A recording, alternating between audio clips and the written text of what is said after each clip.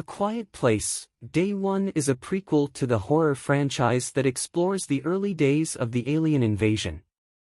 The film focuses on Sam and her cat, who are trying to survive while navigating a terrifying landscape in New York City.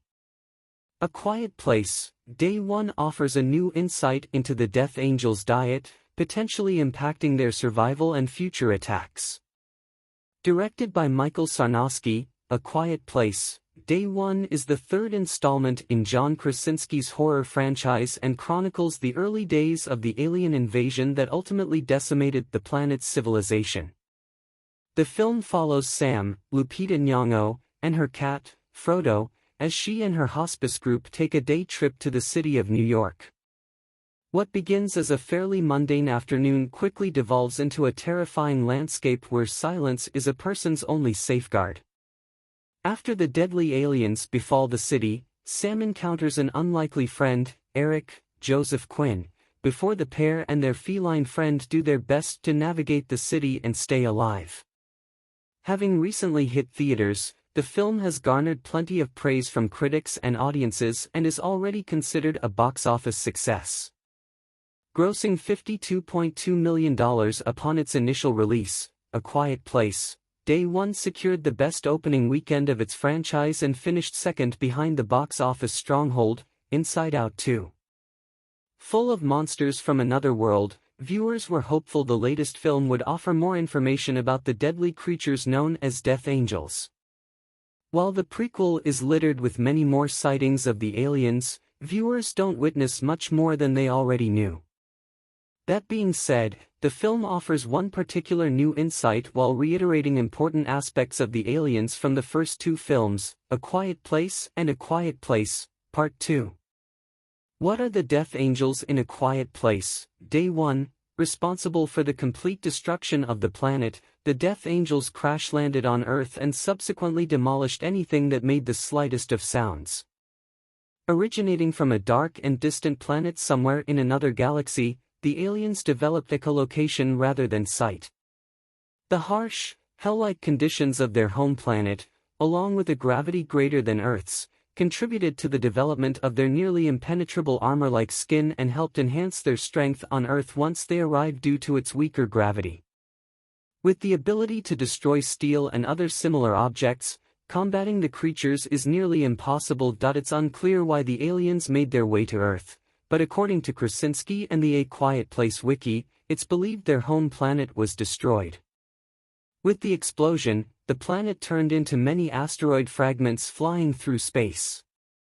Then, by happenstance, the creatures landed on Earth in the form of a meteor shower, which viewers witness in A Quiet Place, Day One as a barrage of fireballs falling from the sky. While the aliens are never referred to as Death Angels in any of the franchise's films, online forums about the movies and their creatures have designated the vicious monsters as such. What weaknesses do the Death Angels have in A Quiet Place, Day One? Although they might seem impossible to combat, the Death Angels have two major weaknesses. As discovered in the first films, the creatures are extremely sensitive to a specific high frequency, which renders them vulnerable to attack. When the monsters encounter the sound, it physically pains them as they spasm while the armor-like plates on their heads open to expose the delicate skin underneath. As a result, they're left temporarily defenseless against a simple gunshot or melee weapon, which means they can easily be killed. Throughout A Quiet Place, Day One, the aliens' frequency sensitivity is never displayed. However, as revealed in the second film, it's abundantly clear that the Death Angels cannot swim. The creatures are shown drowning rather quickly in A Quiet Place, Part 2 and don't even attempt to enter the river in A Quiet Place, Day One, despite the noises they clearly hear from nearby boats. Because their bodies are so dense, it's impossible for them to swim, so escaping via water becomes a last-ditch effort for humanity to stay alive.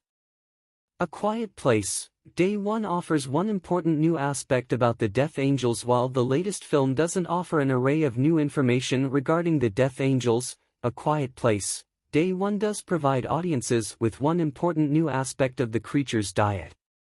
Despite their propensity to annihilate everything they encounter, the aliens don't appear to eat their prey. Instead, their food source seems to have traveled with them on the asteroids that brought them to Earth.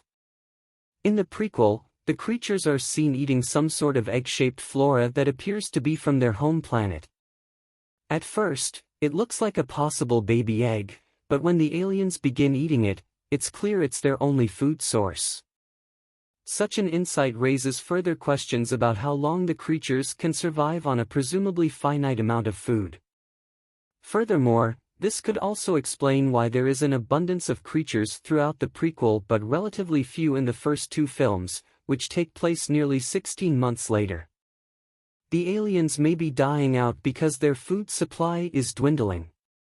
This could also explain why they no longer appear to attack in groups, as shown throughout the prequel and flashback scenes of the second film.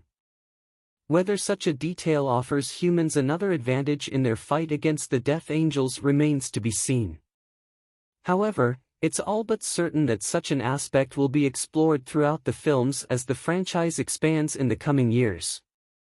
A Quiet Place, Day 1 is currently in theaters, and A Quiet Place and A Quiet Place, Part 2 are currently streaming on Paramount+.